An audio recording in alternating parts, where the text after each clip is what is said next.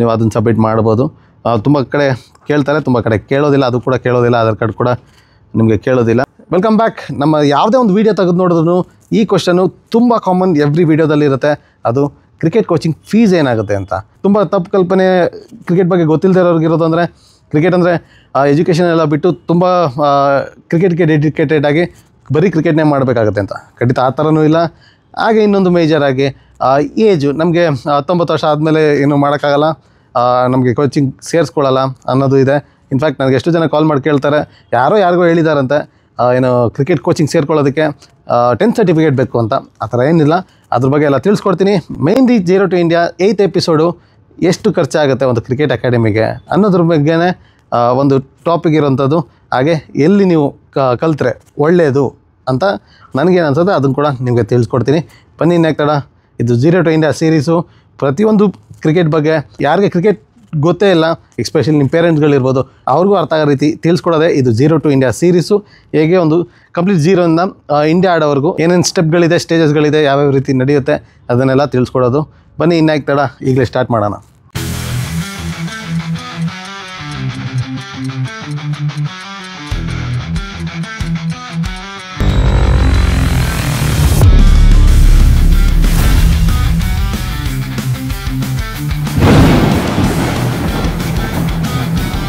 ಮೊದಲನೇದಾಗಿ ಏನು ಏಜಿಂದ cricket start ಮಾಡ್ತಾರೆ ಅಥವಾ ಕ್ರಿಕೆಟ್ಗೆ ಅಡ್ಮಿಷನ್ ಕೊಡ್ತಾರೆ, ಏನು ಏಜ್ ಗ್ರೂಪಿಂದ ಅಂತ.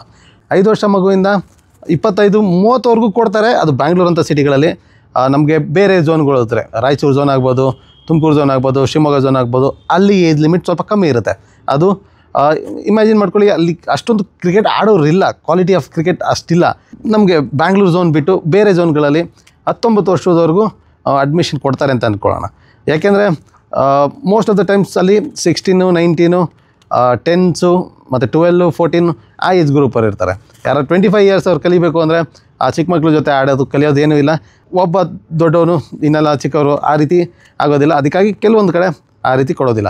ದೊಡ್ಡ ಅಕಾಡೆಮಿಗಳಲ್ಲಿ ದೊಡ್ಡ ಕ್ಲಬ್ಗಳಿರುತ್ತೆ, ದೊಡ್ಡವರೆಲ್ಲ ಆಡ್ತಿರ್ತಾರೆ, ಅಲ್ಲಿ ನಿಮಗೆ ಚಾನ್ಸಸ್ ಕೊಡ್ಬೋದು. ಅಬೌವ್ 19 ಬ್ಯಾಂಗ್ಳೂರು ಝೋನ್ ಬಿಟ್ಟು ಬೇರೆ ನಿಮ್ಮದು ಮೊಫಿಷಿಯಲ್ ಝೋನ್ ಅಂತ ಏನು ಹೇಳ್ತೀವಿ, ಝೋನ್ಸು. ಸೊ ಝೋನ್ಸ್ ಏನು ಅನ್ನೋದು ಇನ್ನೂ ಗೊತ್ತಿಲ್ಲ ಅಂದರೆ ಲಾಸ್ಟ್ ಎಪಿಸೋಡಲ್ಲಿ 7th ಎಪಿಸೋಡಲ್ಲಿ ಝೋನ್ ಬಗ್ಗೆನೇ ತಿಳ್ಸ್ಕೊಟ್ಟಿದ್ದೀನಿ, ನಿಮ್ಮ ಡಿಸ್ಟಿಕ್ಕು ಯಾವ ಝೋನ್ ಬರುತ್ತೆ ಅಂತ. ಸೊ ಅದನ್ನು ಹೋಗಿ ಚೆಕ್ಔಟ್ ಮಾಡಿ. ಅಲ್ಲಿ ನಿಮಗೆ ಈಗ ಮುಂದೆ ಫೀಸ್ ಬಗ್ಗೆನೂ ಹೇಳಕ್ಕೆ ಹೋದಾಗ ನಿಮ್ಗೆ ಅದು ಕೂಡ ಹೆಲ್ಪ್ ಆಗುತ್ತೆ. ಸೊ ಹೇಳ್ತಾ ಹೋಗ್ತೀನಿ. ಸೊ ಏಜ್ ಲಿಮಿಟು ಬ್ಯಾಂಗ್ಳೂರು ಅಂಥ ಸಿಟಿಗಳಲ್ಲಿ 5 ವರ್ಷ ಮಗುವಿಂದ ಹಿಡಿದು ಲಾಸ್ಟ್ 25ವರೆಗೂ 30ವರೆಗೂ ಅಡ್ಮಿಷನ್ನ ಕೊಡ್ತಾರೆ. ಎಲ್ಲಿ ನೀವು ಕ್ರಿಕೆಟ್ ಕಲಿಯೋದಕ್ಕೆ, ನಿಮಗೆ ಕ್ರಿಕೆಟ್ ಇಂಟ್ರೆಸ್ಟ್ ಇದೆ, ಕ್ರಿಕೆಟಲ್ಲಿ ನಾನು ಅಟ್ಲೀಸ್ಟ್ ಅಟೆಂಪ್ಟ್ ಮಾಡಬೇಕು, ಕಲಿಬೇಕು ಅನ್ನೋ ಒಂದು ಉದ್ದೇಶ ಇದ್ದರೆ ಖಂಡಿತ ನಿಮಗೆ ಅಬೌವ್ 25 ಕೂಡ ಅಡ್ಮಿಷನ್ಸ್ ಕೊಡ್ತಾರೆ. ಇನ್ನು 5 ವರ್ಷ ಮಗುನೇ ಆಗಬೇಕಾ, 4 ವರ್ಷ ಮಗು ಆಗಬಾರ್ದಾ? 4 ವರ್ಷ ಮಗು ಬಾಡಿ ಚೆನ್ನಾಗಿ ಡೆವಲಪ್ ಆಗಿದೆ, ಬಿಲ್ಟ್ ಇದೆ, ಹೈಪರ್ ಆ್ಯಕ್ಟಿವ್ ಇದೆ ಅಂದರೆ ಖಂಡಿತ ಅಲ್ಲೂ ಕೂಡ ಕೊಡ್ಬೋದು. ಮಿನಿಮಮ್ 5 ವರ್ಷ ಏನಕ್ಕೆ ಅಂತೀವಿ ಅಂದರೆ ಚಿಕ್ಕ ಮಕ್ಕಳನ್ನ ಅಷ್ಟು ಹ್ಯಾಂಡ್ಲ್ ಮಾಡೋದು ತುಂಬಾ ಕಷ್ಟ ಆಗುತ್ತೆ. 5 ವರ್ಷ ಆಗಿದ್ರೆ ಒಂದು ಸ್ಟ್ಯಾಂಡರ್ಡ್ ಥರ ಅಷ್ಟೇ ಅದು. ಸೊ ಆ ಮಕ್ಕಳು ಸ್ವಲ್ಪ ಅರ್ಥ ಮಾಡ್ಕೊಳ್ಳೋದಕ್ಕೆ, ಹಾಗೆ ಅದು ಅಲ್ಲದೆ ಆರ್ಟ್ ಬಾಲ್ಸ್ ಎಲ್ಲ ಪ್ರಾಕ್ಟೀಸ್ ಮಾಡ್ತಾಯಿರ್ತೀವಿ, ಏಟ್ ಬೀಳೋ ಚಾನ್ಸಸ್ ಇರುತ್ತೆ. ಅಷ್ಟೊಂದು ತಿಳುವಳಿಕೆ ಇರೋಲ್ಲ 5 ವರ್ಷದ ಇನ್ನೂ ಮಕ್ಕಳಿಗೆ. ಅಲ್ಲಿ ಓಡಾಡ್ಬಿಡ್ತಾರೆ, ಬೇರೆಯವರು ಪ್ರಾಕ್ಟೀಸ್ ಮಾಡೋ ಜಾಗದಲ್ಲಿ ಗೊತ್ತಿಲ್ಲದೆ ನುಗ್ತಾರೆ. ಸೊ ಅಂಥ ಟೈಮಲ್ಲಿ ಏಟ್ ಬೀಳೋ ಚಾನ್ಸಸ್ ಜಾಸ್ತಿ ಇರುತ್ತೆ ಅಂತ ತುಂಬ ಕಮ್ಮಿ ಇರೋರಿಗೆ ತೊಗೊಳಕ್ಕೆ ಹೋಗಲ್ಲ. ಸೊ ಅವಾಯ್ಡ್ ಮಾಡ್ತಾರೆ. ಒಂದು 5 ವರ್ಷದ ಮೇಲೆ ಎಲ್ಲ ಕಡೆ ಸ್ಟಾರ್ಟ್ ಮಾಡ್ತಾರೆ ಕ್ರಿಕೆಟ್ ಕೋಚಿಂಗು.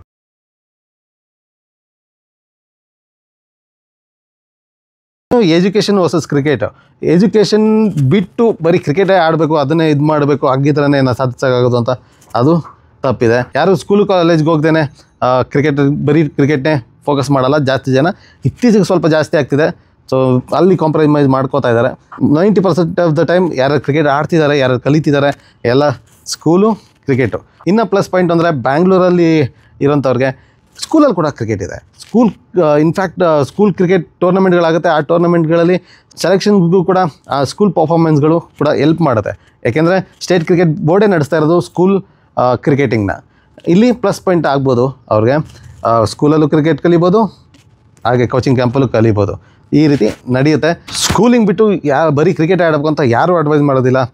ಕ್ರಿಕೆಟ್ ಪಾಡಿಗೆ ಕ್ರಿಕೆಟ್ ನಡೀತಾ ಇರುತ್ತೆ, ಹಾಗೆ ಎಜುಕೇಷನ್ ಪಾಡಿಗೆ ಎಜುಕೇಷನ್ ನಡೀತಾ ಇರುತ್ತೆ. ಇನ್ಫ್ಯಾಕ್ಟ್ ಕಾಲೇಜಲ್ಲಿ ಕೂಡ ಯೂನಿವರ್ಸಿಟಿನೇ ಇದೆ, ಯೂನಿವರ್ಸಿಟಿ ಟೂರ್ನಮೆಂಟ್ಗಳಾಗುತ್ತೆ, ಮ್ಯಾಚಸ್ಗಳು. ಅದು ಕೂಡ ಒಂದು ಟಾಪ್ ಕ್ವಾಲಿಟಿ ಮ್ಯಾಚಸ್ ನಡೆಯುತ್ತೆ, ಕಾಂಪಿಟೇಷನ್ ನಡೆಯುತ್ತೆ ಟಾಪ್ ಯೂನಿವರ್ಸಿಟಿಗಳ ಮಧ್ಯದಲ್ಲಿ. ಅದು ಕೂಡ ಟಾಪ್ ಟೂರ್ನಮೆಂಟ್ಗಳು. ಇನ್ಫ್ಯಾಕ್ಟ್ ಎಜುಕೇಷನ್ ಜೊತೆ ಕ್ರಿಕೆಟ್ ಇದ್ರೇ ಕ್ರಿಕೆಟ್ಗೆ ಒಳ್ಳೆಯದು ಆ್ಯಕ್ಚುಲಿ. ನಿಮಗೆ ಆ ಕಡೆ ಮ್ಯಾಚಸ್ಗಳಿಗೂ ಕೂಡ ನಿಮಗೆ ಸ್ಕೂಲು ಸಪೋರ್ಟ್ ಕೊಡುತ್ತೆ, ಕಾಲೇಜುಗಳಿಗೂ ಸಪೋರ್ಟ್ ಕೊಡುತ್ತೆ. ಇಲ್ಲಿ ಕಲಿತಾ ಇರ್ತಾರೆ, ಕ್ಲಬ್ ಕ್ರಿಕೆಟ್ ಆಡ್ಬೋದು. ಅದು ಪ್ಲಸ್ ಪಾಯಿಂಟ್ ಆಗುತ್ತೆ ನಿಮಗೆ ಸ್ಕೂಲು ಕಾಲೇಜಲ್ಲಿದ್ದರೆ. ಹಾಗೆ ಅರ್ಥ ಮಾಡ್ಕೊಳ್ಳೋದಕ್ಕೂ ಈಸಿ ಆಗುತ್ತೆ. ಇಮ್ಯಾಜಿನ್ ಮಾಡ್ಕೊಳ್ಳಿ, ಒಂದು ಡೀಸೆಂಟ್ ಲೆವೆಲ್ ಕ್ರಿಕೆಟ್ ಆಡಿರ್ತೀರ. ಕ್ರಿಕೆಟ್ ಮೇಲೆ ನಿಮ್ಗೊಂದು ಕೆಲಸ ಅಂತ ಸಿಗುತ್ತೆ. ಕೆಲಸ ಏನು ಬೇಸಿಸ್ ಮೇಲೆ ಸಿಗುತ್ತೆ, ಏನು ಎಜುಕೇಷನ್ ಇದೆ ಅಂತ. ಎಂಡ್ ಆಫ್ ದ ಡೇ ಹೆಂಗೋದ್ರೂ ನಿಮಗೆ ಎಜುಕೇಷನ್ಗೆ ಅಂತಲೇ ಬರೋದು. ಸೊ ನಿಮಗೆ ಅಡ್ವಾಂಟೇಜ್ ಆಗುತ್ತೆ, ನೀವು ಏನು ಸ್ಟಡಿ ಮಾಡ್ತೀರಾ ಅದು ನಿಮಗೆ ಕ್ರಿಕೆಟ್ಗೂ ಕೂಡ. ಸೊ ಯಾವತ್ತೂ ಎಜುಕೇಷನ್ನ ನೆಗ್ಲೆಕ್ಟ್ ಮಾಡಬೇಡಿ.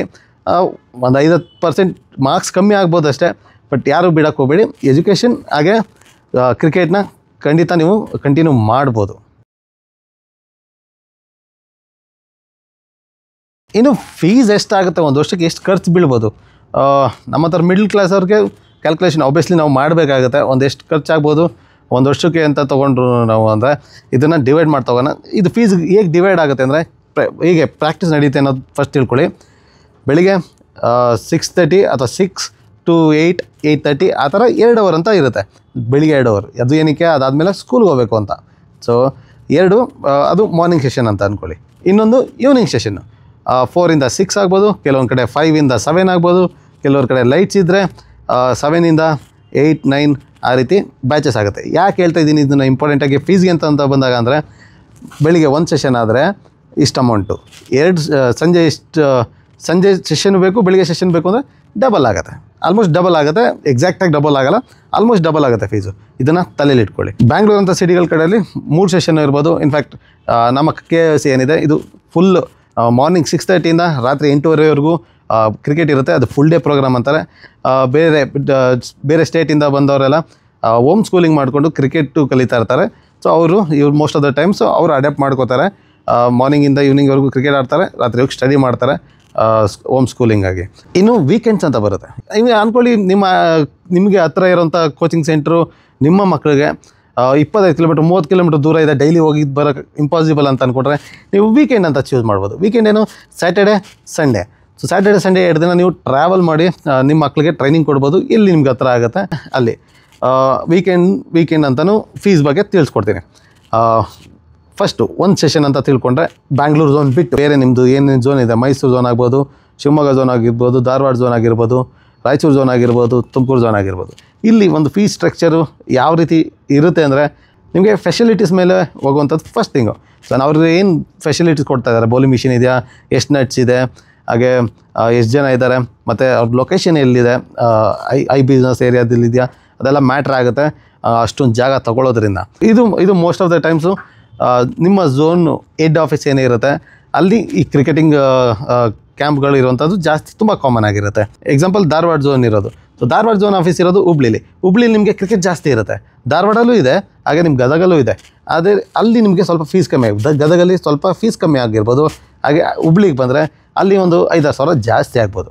ಸೊ ಅದು ಈ ರೀತಿ ಕ್ಯಾಲ್ಕುಲೇಟ್ ಆಗುತ್ತೆ. ಇಂಥ ಸಿಟಿಗಳಲ್ಲಿ ಬೆಳಿಗ್ಗೆ 1 ಸೆಷನ್ ಮಾತ್ರ ಮಾಡ್ತೀವಿ ಅಂದರೆ 10,000ದಿಂದ 25,000 ರೂಪಾಯಿವರೆಗೂ ಇರ್ಬೋದು, ಚಿಕ್ಕದು ಅಥವಾ ದೊಡ್ಡ ಅಕಾಡೆಮಿಗಳಲ್ಲಿ. ಸೊ ಅದು ಆಗಲೇ ಹೇಳಂತೆ ಲೊಕ್ಯಾಲಿಟಿ ಹಾಗೆ ಫೆಸಿಲಿಟೀಸ್ ಮೇಲೆ ಹೋಗುತ್ತೆ. ಇನ್ನು 2 ಸೆಷನ್ ಬೇಕು ಅಂದರೆ ಅದೇ ಇಲ್ಲಿ ನಿಮಗೆ ಮಿನಿಮಮ್ 20,000ದಿಂದ 40,000 ಆಗ್ಬೋದು. ಬೆಳಗ್ಗೆ ಸೆಷನು ಕಲಿತೀನಿ, ಸಂಜೆ ಸೆಷನು ಕಲಿತೀನಿ ಅಂದರೆ. ಇನ್ನು ವೀಕೆಂಡ್ ಕೋಚಿಂಗ್ ಅಂತ ಬಂದರೆ ನಿಮಗೆ 25,000ದಿಂದ 30,000 ಆಗ್ಬೋದು, ಇನ್ಕ್ಲೂಡಿಂಗ್ ಸಮ್ಮರ್ ಕ್ಯಾಂಪ್ ಟಾಪಿಕ್ ಇವಾಗ ಬಂತು. ಇವಾಗಲೇ ಹೇಳ್ತೀನಿ. ಸಮ್ಮರ್ ಕ್ಯಾಂಪಲ್ಲಿ ನಿಮಗೆ ಕ್ರಿಕೆಟ್ ಕಲಿಬೇಕು ಅಂದರೆ ಬೆಸ್ಟ್ ಆಪರ್ಚುನಿಟಿ. ಒಂದು ಟ್ರೈ ಮಾಡಬೇಕು ಅಂದರೆ, ಯಾಕೆಂದರೆ ಸಮ್ಮರ್ ಕ್ಯಾಂಪು 2 ತಿಂಗಳಿರುತ್ತೆ, 1 ಅಥವಾ 2 ತಿಂಗಳಿರುತ್ತೆ. ನಿಮಗೆ ಫೀಸು ಕಮ್ಮಿ ಇರುತ್ತೆ. ನೀವೇನೋ ಟ್ರೈ ಮಾಡೋದಿದ್ರೆ ಈಗಲೇ ಟ್ರೈ ಮಾಡ್ಬೋದು ಒಂದು ಕ್ರಿಕೆಟ್ ಅಕಾಡೆಮಿಗೆ. ಯೂಶ್ವಲಿ ಯಾರು ಮಂತ್ಲಿ ಕೊಡೋದಿಲ್ಲ, ತುಂಬ ರೇರ್ ಮಂತ್ಲಿ ಫೀಸ್ ಎಲ್ಲ ಕೊಡೋದು. ಇಲ್ಲಿ 2 ತಿಂಗಳಿಗೆ ನೀವು ಪೇ ಮಾಡೋದ್ರಿಂದ ಕಮ್ಮಿ ಕೂಡ ಬೀಳುತ್ತೆ. ಸಮ್ಮರ್ ಕ್ಯಾಂಪು 3,000ದಿಂದ ಒಂದು 15,000ವರೆಗೂ ಇರುತ್ತೆ ನಿಮಗೆ.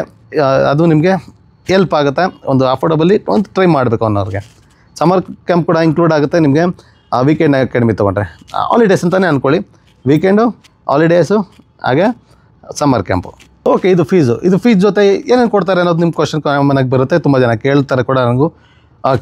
ಕಿಡ್ ಬ್ಯಾಗು ಕೊಡ್ತಾರೆ? ಇಲ್ಲ, ಇದು ಬರೀ ಕೋಚಿಂಗ್ ಫೀಸ್ ಮಾತ್ರ ಇರುತ್ತೆ. ಕಿಡ್ ಬ್ಯಾಗ್ಸ್ ಆಗಲಿ, ನಿಮ್ಮದು ವೈಟ್ಸ್ ಆಗಲಿ, ಶೂಸ್ ಆಗಲಿ, ಏನೇನು ಎಕ್ವಿಪ್ಮೆಂಟ್ಸ್ ಬೇಕು ಅದು ನೀವೇ ಪರ್ಚೇಸ್ ಮಾಡಬೇಕಾಗುತ್ತೆ ನಿಮ್ಮ ಪರ್ಸ್ನಲ್ ಐಟಮ್ ಆಗಿ. ಸೊ ಕಿಡ್ ಬ್ಯಾಗ್ ಕೂಡ ಒಂದು 5,000 ರೂಪಾಯಿಗೂ ಕೂಡ ಸಿಗುತ್ತೆ ಕಿಡ್ ಬ್ಯಾಗು. ಬಟ್ ನಿಮ್ಗೆ 2 ತಿಂಗಳು ಬರ್ಬೋದು ಅಷ್ಟೇ. ಬಟ್ 5,000ದಿಂದ ನಿಮಗೆ 2.5 ಲಕ್ಷ 3 ಲಕ್ಷದವರೆಗೂ ಒಂದು ಕಿಡ್ ಬ್ಯಾಗ್ ಹೋಗುತ್ತೆ, ಫುಲ್ ಕಿಡ್ ಬ್ಯಾಗು. ಅದರಲ್ಲಿ ಜಾಸ್ತಿ ಕಾಸ್ಟ್ಲಿ ಅಂದರೆ ಬ್ಯಾಟೇ 2 ಲಕ್ಷದ ಬ್ಯಾಟ್ ಸಿಗುತ್ತೆ ನಿಮಗೆ. ಸೊ ನಾನು ಅಡ್ವೈಸ್ ಮಾಡೋದು ಅಂದರೆ 7-8 ಸಾವಿರ ರೂಪಾಯಿಗೆ ಒಂದು ವರ್ಷ ಬರುವಂಥ ಒಂದು ಡೀಸೆಂಟ್ ಕ್ವಾಲಿಟಿ ಕಿಡ್ ಬ್ಯಾಗು ಖಂಡಿತ ಸಿಗುತ್ತೆ.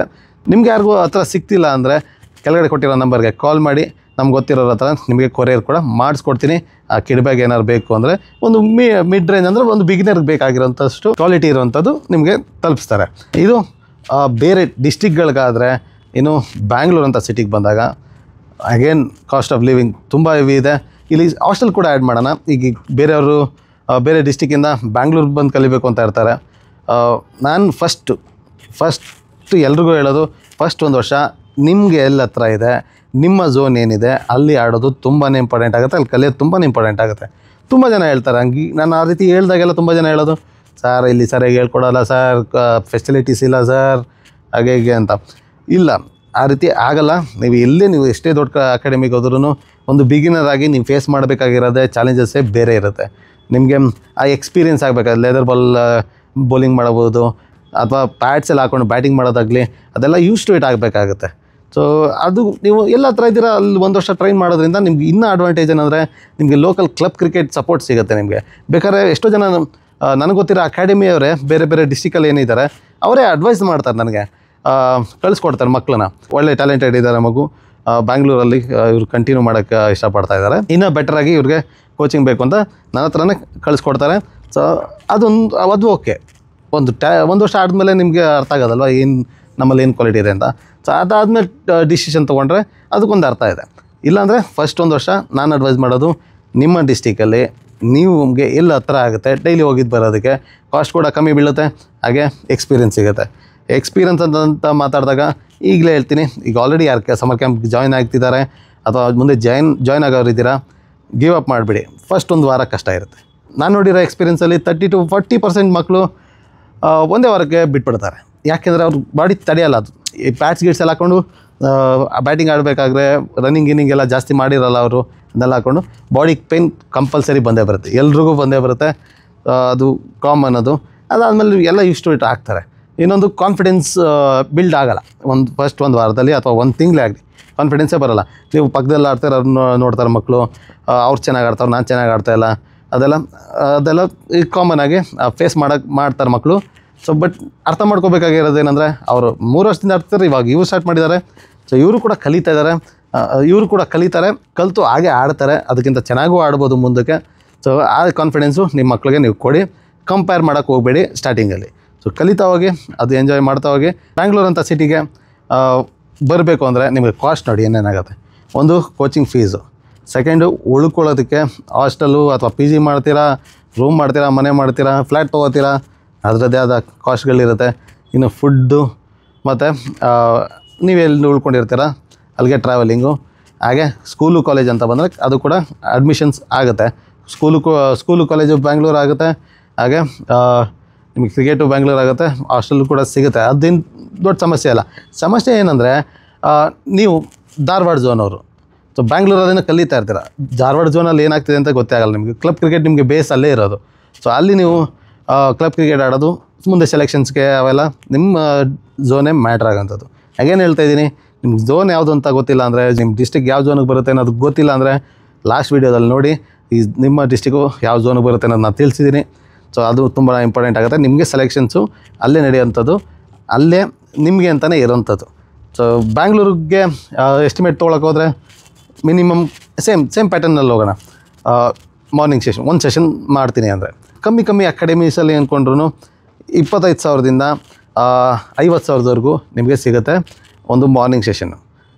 ಇನ್ನು ಮಾರ್ನಿಂಗ್ ಮತ್ತು ಈವ್ನಿಂಗ್ ಬೇಕು ಅಂದರೆ 50,000ದಿಂದ 80,000ವರೆಗೂ ನಿಮಗೆ ಸಿಗುತ್ತೆ. ಅಗೇನ್ ಕ್ವಾಲಿಟಿ ಆಫ್ ಲೊಕೇಶನ್ನು, ಹಾಗೆ quality of facilities. Full day ಇಲ್ಲಿ ಮಾತ್ರ.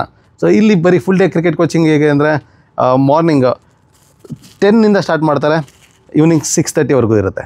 ಅಥವಾ ಮಾರ್ನಿಂಗ್ 6:30ಇಂದ ಸ್ಟಾರ್ಟ್ ಮಾಡ್ತಾರೆ ಟಿಲ್ 4 o'clock ಇರುತ್ತೆ. ಸೊ ಇದು ನಿಮಗೆ ಅರೌಂಡ್ 1,20,000 25,000ಅಲ್ಲಿ ಸಿಗುತ್ತೆ. ಈ ರೀತಿ ವರ್ಕ್ ಆಗೋಂಥದ್ದು. ಇನ್ನು ವೀಕೆಂಡ್ಸು ಬ್ಯಾಂಗ್ಳೂರು ಅಂತ ಸಿಟಿಗಳಲ್ಲಿ ನೀವು ಯಾವುದೇ ಅಕಾಡೆಮಿಗೆ ಹೋದ್ರೂ 25,000 minimum, 40,000 weekend including summer camp ಎಲ್ಲ ಸಿಗುತ್ತೆ, ಅದರಲ್ಲೇ ಇನ್ಕ್ಲೂಡ್ ಆಗುತ್ತೆ. ಅಗೇನ್ ಕೋಚಿಂಗ್ ಫೀಸ್ ಅಷ್ಟೇ, ನಿಮಗೆ ಎಕ್ವಿಪ್ಮೆಂಟ್ಸ್ಗಳೆಲ್ಲ ನೀವೇ ತೊಗೋಬೇಕಾಗತ್ತೆ.